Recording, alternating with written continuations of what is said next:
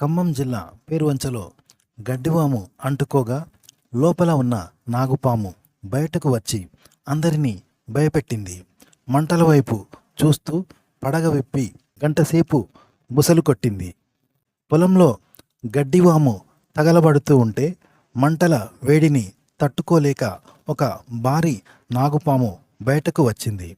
అయితే ప్రాణభయంతో పారిపోకుండా ఆ పాము చేసిన పని చూసి స్థానిక రైతులు నివ్వెరపోయారు. పేరువంచ గ్రామంలో ఈ వింత ఘటన జరిగింది.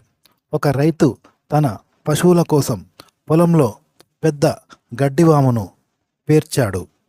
అయితే ప్రమాదవశాత్తు ఆ గడ్డివాముకు నిప్పు అంటుకుంది.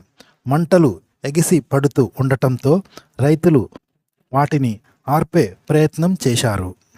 మంటలు తీవ్రమవుతున్న సమయంలో గడ్డివాము లోపల నివాసం ఉంటున్న ఒక భారీ నాగుపాము బయటకు వచ్చింది.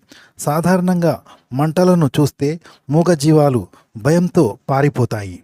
కానీ ఈ నాగుపాము మాత్రం పడగ విప్పి మంటల వైపు చూస్తూ సుమారు గంటసేపు అక్కడే బుసలు కొడుతూ ఉండిపోయింది. ఈ దృశ్యాన్ని చూసిన రైతుల వెన్నులో వణుకు పుట్టింది.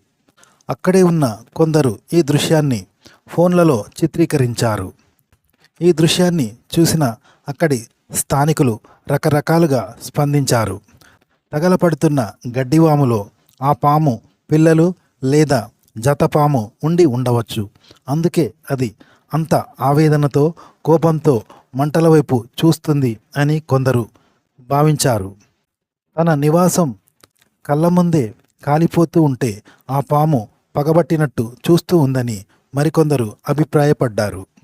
మొత్తానికి మంటల్లోంచి బయటకొచ్చిన ఈ నాగరాజు ఉదంతం ఇప్పుడు అక్కడ ఒక హాట్ టాపిక్గా మారింది.